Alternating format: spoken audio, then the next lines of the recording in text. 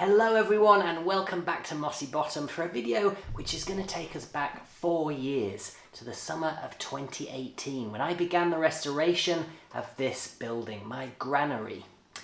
Not only did this space look very different back then, but so did I. Yes folks, the Irish cuisine has done me the world of good. Thank you for pointing that out in the comments so many times. I dare say a little too good. When I moved here, this centuries-old stone granary was in terrible condition. The roof was on the verge of complete collapse. All the beams and the internal timber had been reduced to powder by a combination of moisture and woodworm. The floor, well, there was no floor. It was non-existent. Dirt and cobblestone. It was covered in centuries of waste, and even the stone walls were crumbling. The line pointing more resembling soil than mortar. And the entire building had been invaded by ivy vines, which had destroyed the top 4 or 5 courses of stone. Not to mention the mountain of stuff which had been left in here over the centuries. Agricultural equipment, wagon wheels, ploughs, tractor parts, bottles and plastic bags by the million, and even the odd Wellington boot, forgotten or discarded by farmers past. But if you told me back in 2018, when I first began clearing out this space, that it would take 4 years to complete the restoration of this granary, I would have been astounded. But then I came into this having never worked on a stone building in my life. I'd never even laid a brick, let alone stone. Also bear in mind, there were no tradesmen, no builders, masons or chippies at any stage to help or advise. Only me and completely unskilled volunteers who helped me along the way. And to every one of those volunteers who brought with them enthusiasm, intelligence and a willingness to learn on the job, I want to say a huge thank you. I could have done it without you, but it would have probably taken 8 years, not 4. Okay, let's go back to that summer when I was more used to going for a jog every morning than hauling stones and swinging sledgehammers. One of the hardest jobs initially was removing all that ivy. And ivy is something that, yes, it looks pretty on old stone buildings, but it does enormous amounts of damage too. Ripping the surface layers off was easy enough. The tricky part was prizing it out of the half-metre thick stone walls, which the ivy had completely grown through.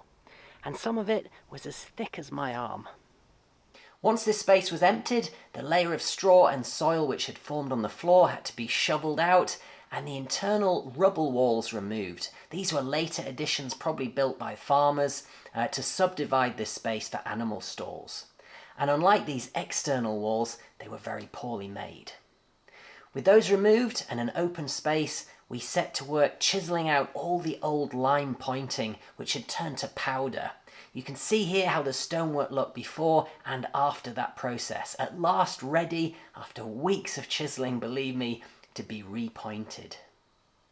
Of course, the old roof had to be removed first. The corrugated steel sheeting was rusted through and the beams completely rotten.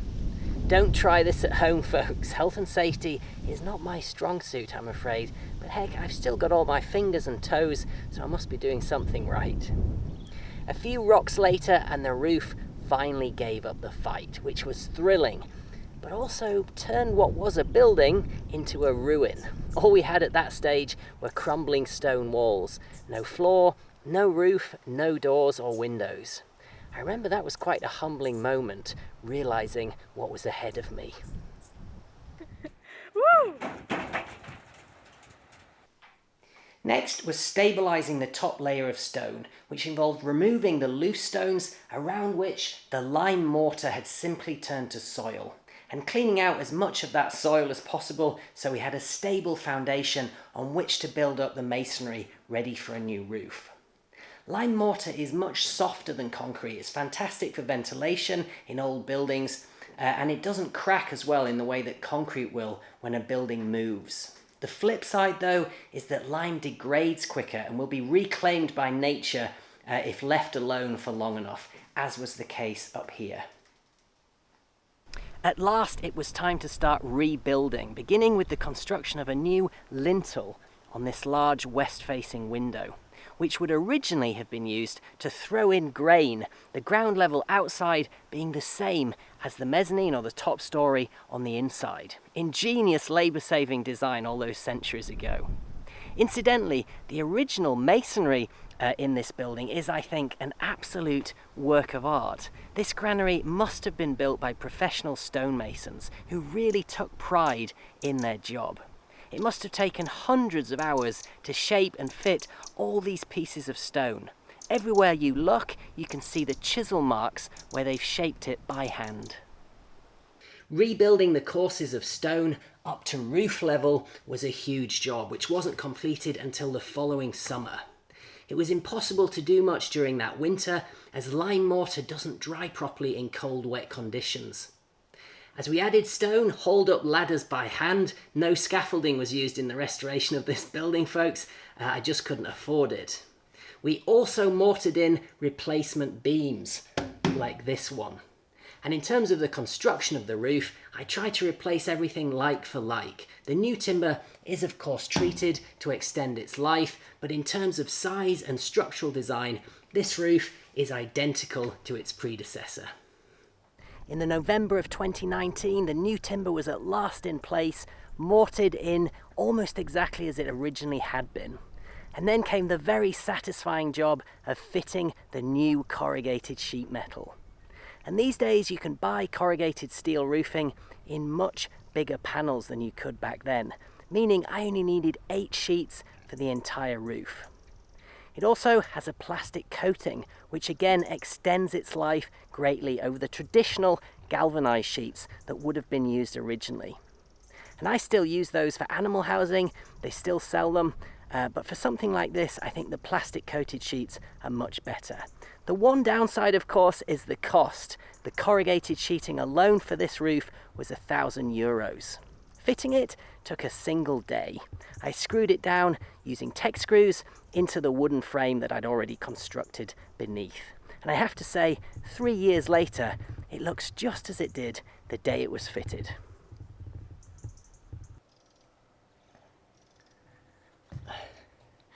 The next job, having fitted the new roof, was one which I really loved. Overlaying these concrete edges which secure the roof in place, as you can still see behind me on the cottage.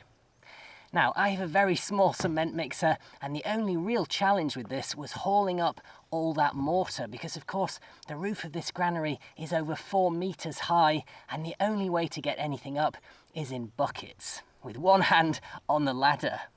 I did at one stage set up a pulley system, which worked, but we realised pretty quickly it was just more efficient, if a bit more dangerous, to transport the buckets by hand. The end result though, having never done anything like that before, I was delighted with. And in the last 3 winters, this roof has withstood some pretty ferocious storms with winds over 100 kilometers per hour, so I'm glad I stuck with that original design. And then came another enormous job which took a whole year, and that was repointing all of the stonework. And repointing is just filling the gaps between the stones. And when I say it took a year, I was of course doing a lot of other things at that time too. I was a full-time horticulture student at college, that was a 2-year course. I was growing food and tending to animals here on my land, and lots of other projects too. And of course, I was making videos, which by that stage had become my only income. So as with everything here at Mossy Bottom, it was a case of working on each job as and when the conditions favoured it, and I had the time. I tried all sorts of different tools when pointing this stone, but quickly realised the best technique is just to use your hands and smear it in, because the gaps are so varied in size. And then to clean off the excess with a sponge and water before spraying it a few days later with a pressure washer. It worked brilliantly, it was just very painstakingly slow. One thing I learnt during this process, which may be useful for anyone in a similar position, is that if you have an old stone building to restore, then pointing, both removing the old and replacing with new, is one of the most labour-intensive jobs in the entire process, so that's when you should get volunteers to help. The end result, though, I think makes it all worthwhile.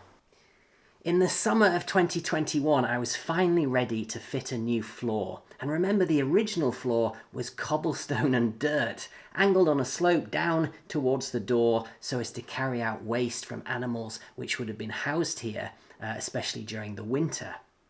There would have been cows underneath and oats, barley or hay up above. There are windows everywhere in this building, including tiny ones, and being lime and stone, ventilation is excellent. And it would have needed to be with all the moisture produced by those livestock.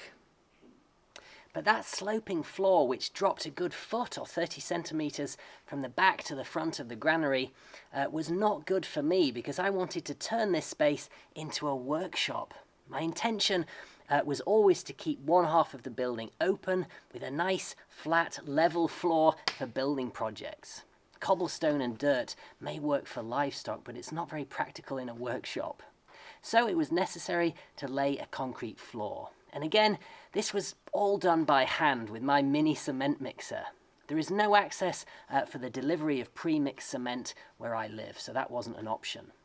The nearest they could get would be about 1 kilometre away, so it had to be done by hand. And I'm glad we did, because it was actually one heck of a lot of fun and very satisfying, though exhausting, I remember.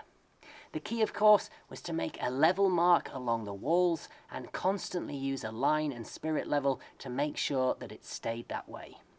Saying that, it didn't need to be perfect first time, as we added a levelling skim coat at the end.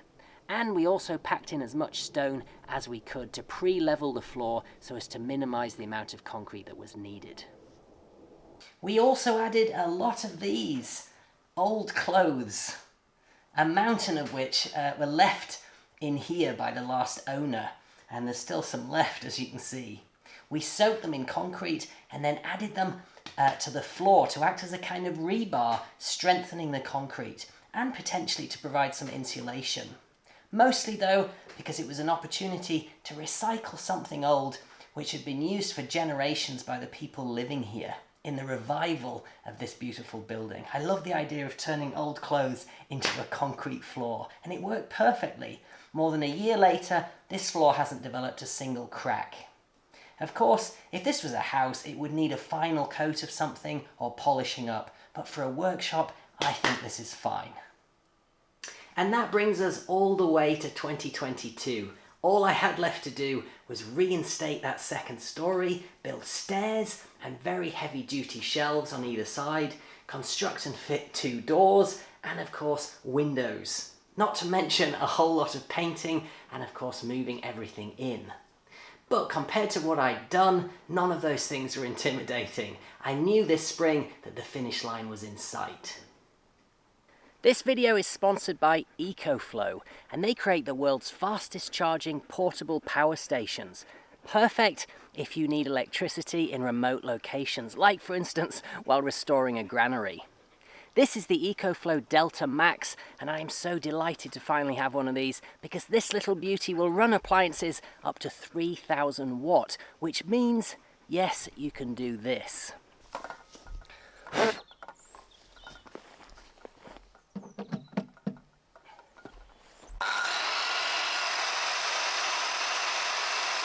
In fact, there isn't a single power tool in my box this cannot run. If there's a power cut, you can plug in your freezer or your washing machine. You could even boil your kettle or run your tumble dryer using this if you needed to. It does everything a generator does, but without the dependence on petrol or diesel, or the noise that comes with it. Not to mention the difference in size and weight. This particular unit is 2000 watt hours and can be charged on the mains to 80% capacity in just 1 hour. But you can also charge it with these solar panels. And the really cool thing is that you don't need a charge controller, an inverter, a bunch of cables or anything else to do so. You can plug your solar panels up to 800 watt, which EcoFlow also sell directly into the unit, and it takes care of everything. In fact, if you live somewhere off-grid, like a cabin in the woods, or you're traveling around in a van conversion, or a tiny home, or you just want an electricity supply in the shed or greenhouse at the bottom of your garden, then an EcoFlow Max and a solar panel is all you need to have a reliable remote power supply. You can even charge it directly from your car if there's no sun. There's USB A and C for phone and tablet charging, and a 12-volt output for caravans and other 12-volt appliances. And what I also love is the LCD display, which tells you exactly how much power you have left and how much you're using at any given time. And yes, you can plug appliances in and use them while you're charging it. There's also a smart control app which allows you to monitor usage on your phone. This is exactly how batteries should work in 2022.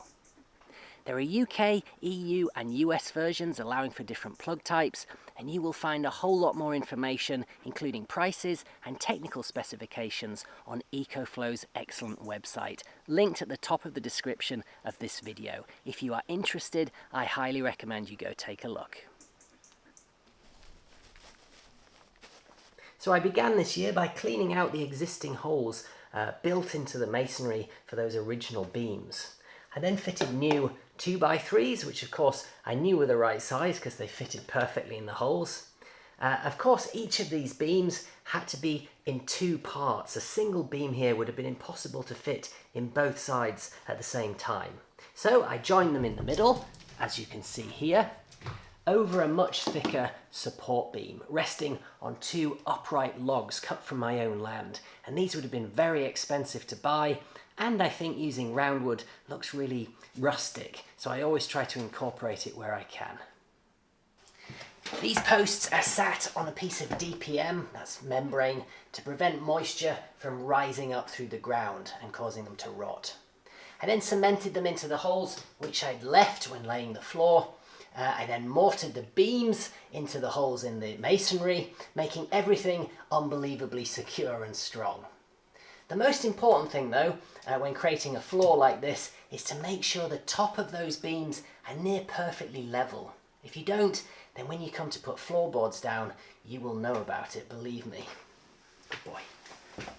Next, with the help of another volunteer, I constructed these steps from a piece of 2x6 which I had left over from the roof.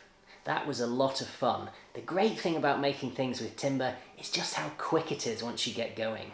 These steps took maybe 3 or 4 hours from start to finish.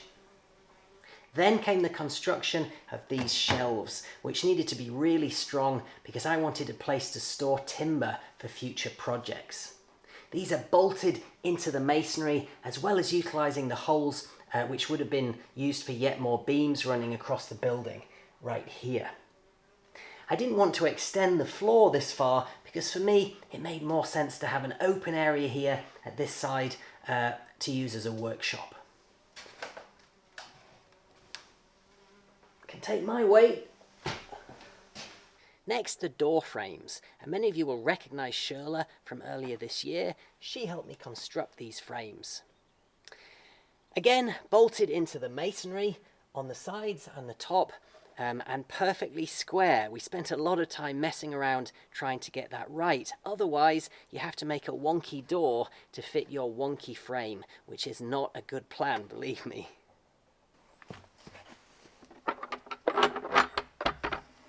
Another favourite job of mine was building the doors themselves, and pretty much all I used for this was 6x1 lengths of timber, as you can see. And a miter saw, of course, and a lot of screws. Easy to make really, and relatively easy to fit because of those square frames. The only sticking point, literally, was one of the door steps. It was this one here, which wasn't quite flat. It sloped up slightly, so we had to do a bit of extra planing on the bottom of the door to make it fit. And fitting the locks, which was a challenge. I had to order fire brigade locks from the UK because standard mortise locks just didn't have long enough keys to fit through my extra thick doors. I think I'd need to call the fire brigade to break these things down, they're that strong. And look at the length of that key. I added door stops on the inside, primed and painted everything, this beautiful red as you can see, sticking with the fire brigade theme, and finally added some extra latches so you can close them without locking them. One thing to be aware of if you make your own solid wood doors is that the locks, latches, hinges, paint and primer, and of course timber do not come cheap. These doors probably cost about €200 each, just for those materials. The windows were the final job, for which I managed to get hold of some 8mm clear perspex sheets called plexiglass, and they were rejects from the factory and cost me a fraction of what they would have new. The first job though was to hand make the trim by taking some 2x1 planed lengths, splitting them down the middle with a circular saw, and then routing one edge to create a nice curve. You can buy this stuff pre-made, but it's 5 times the price. So I saved about 80 to 100 euros for what was 3 hours work. Well worth it, I think. I decided to make fixed windows. That's windows which don't open, because they weren't needed for ventilation. There's plenty of that in here, and there are no animals living in here anymore, except for the occasional cat, I suppose. So what I needed was windows that were strong and would let plenty of light in. Perspex, or plexiglass as it's called, lets in much more light than glass, believe it or not. And of course, if a cow happens to accidentally walk into it, which is definitely a possibility, this is a cow field, it's not going to shatter. Important considerations when you live in the west of Ireland. Come on, Moss.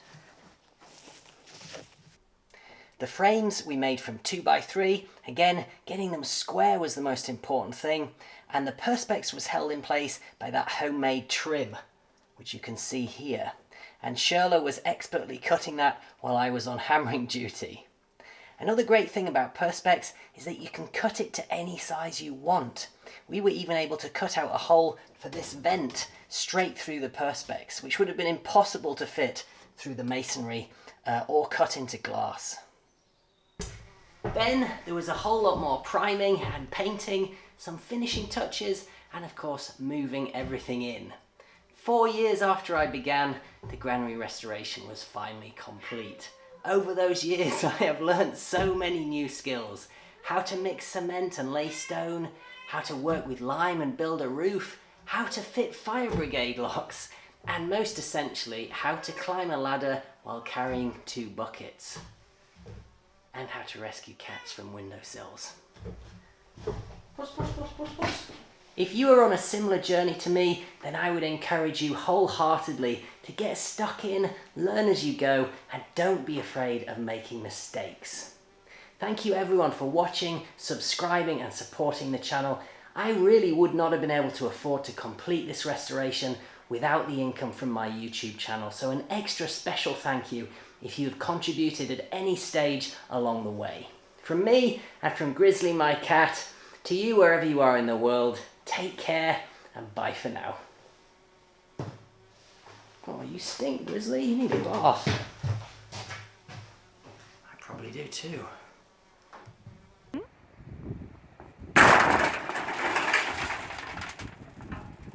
That was a big stone.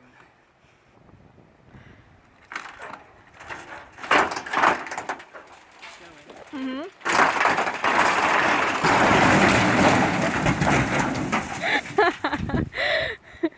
Woo! Bye-bye, roof.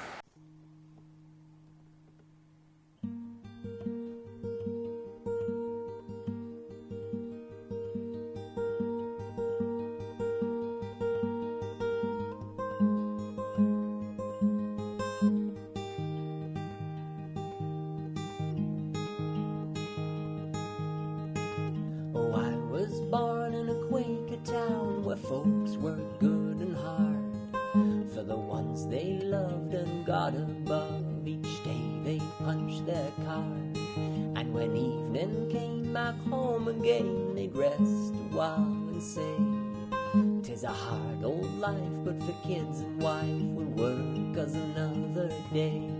When the sun rose low, back to work they'd go, singing on their way.